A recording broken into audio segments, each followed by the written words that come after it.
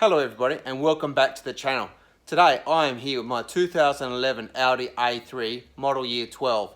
And today I am going to be fitting these Protex Ultra ceramic brake pads to the front of this vehicle. I'm a big fan of these Protex ceramic brake pads, and you can check out a previous video in the link that I'll insert above on what I think are the advantages of using these brake pads. Safety first, we've got the handbrake on, and as you can see we've chocked the rear wheel there. We're then going to jack the car up, put a jack stand in and get that front wheel off to get access to the disc rotor. So to get the sensor cap off, you use this little tool which is in the boot of your car. Just put it in the hole and give that cap a tug. And that gives access to the wheel nuts. Alright, so I've jacked up the car using the standard car jack. You simply insert that on the rail where the arrow is. And then for extra safety, you can see I've put an axle stand also in under the rail. Then I'm going to take the wheel off. You could just use the standard car wheel brace, but I'm going to use a 17mm socket on my impact there.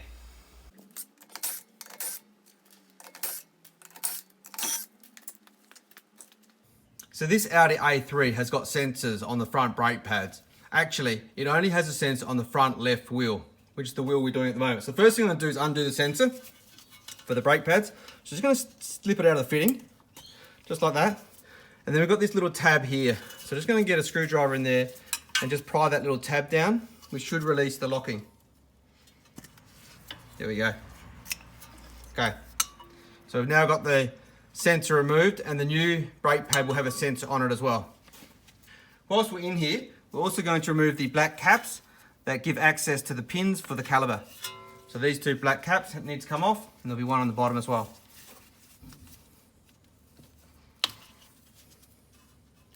The next thing we are going to do is remove this retaining clip.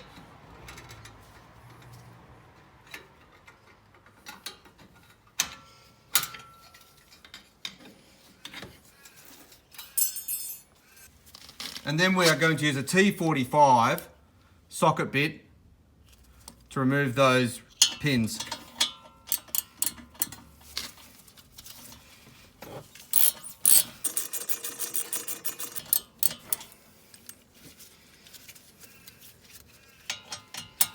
There's one on the top and one on the bottom.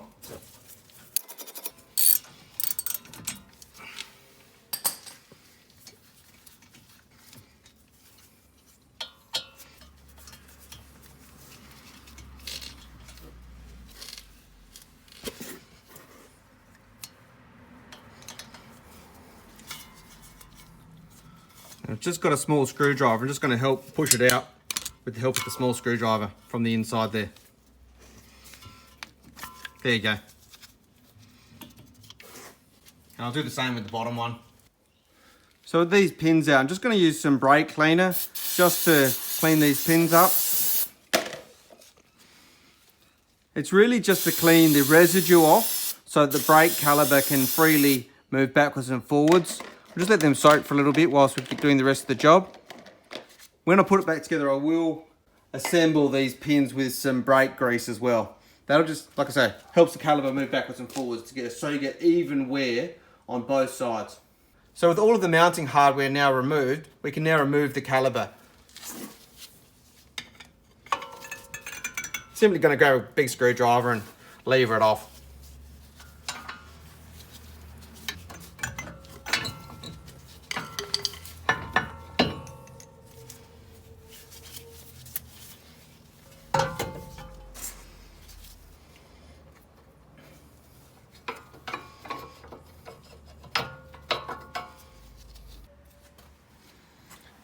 So we can see these pads are getting a little bit down, but there's still a fair bit of material left. The sensor has not gone off.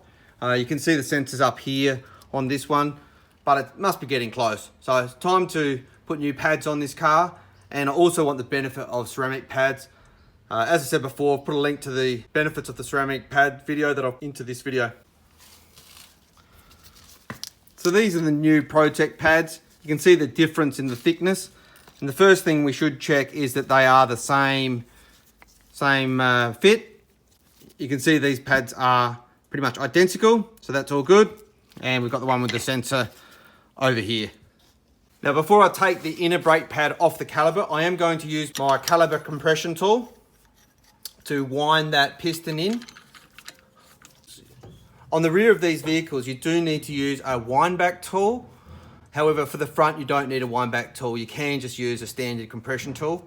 If you don't have one of these tools, you can use a G-clamp, but for the $7, save yourself the hassle and get one of these tools.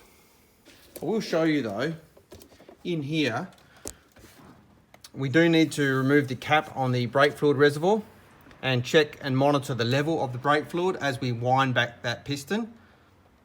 Because as we're winding the piston back, we're forcing fluid back into the reservoir and we don't want it to overflow onto the paintwork or the engine. So we'll just monitor that and we simply wind the piston in.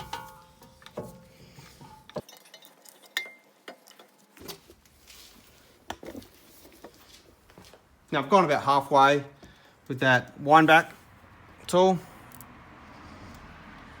Just check that fluid level. You can see it's coming up. We've got a bit to go.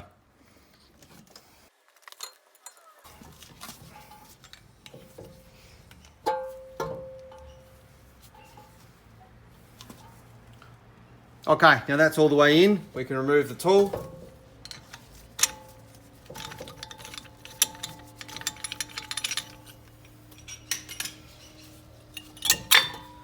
Pop that pad out.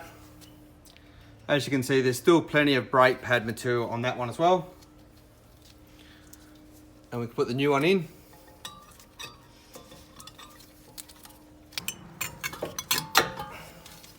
Just like that.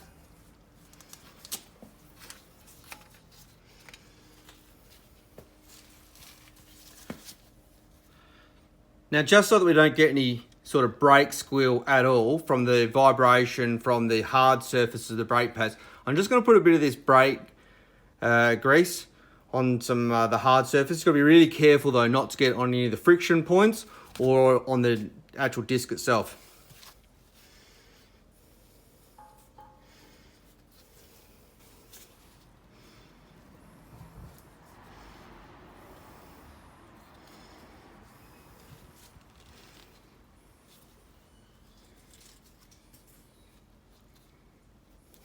Put on the slide areas as well.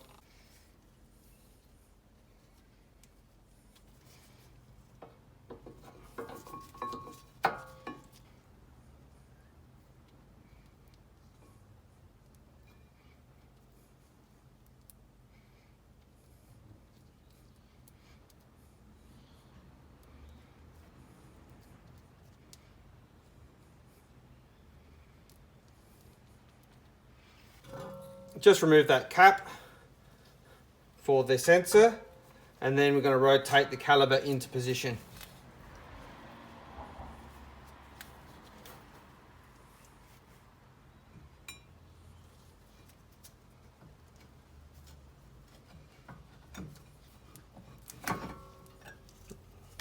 So I've had our pin soaking for a little bit in that brake cleaner, brake and part cleaner there.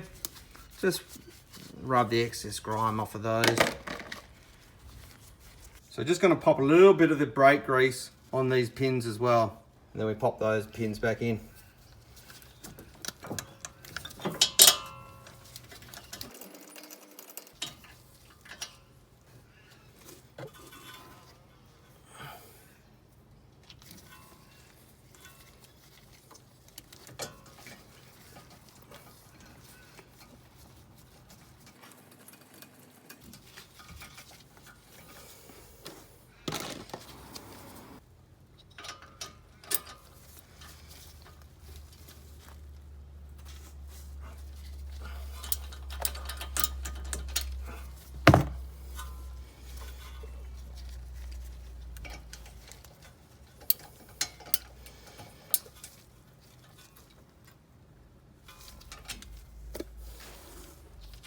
So with those pins securely fastened, we put the black caps back in, top and bottom.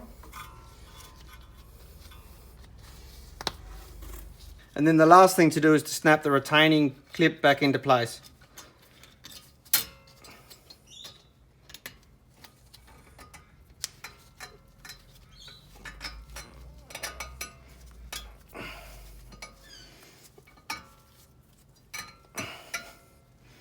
All right, so the final thing to do is to reconnect the sensor for that front brake pad. So just line it up and push it in. Just like that. And then push it back into the holder, like that. So now that we've got the new brake pad on, we just pump the brake pedal just to take up the excess slack from where we compress the piston. And then we will fasten the lid back on the brake fluid reservoir.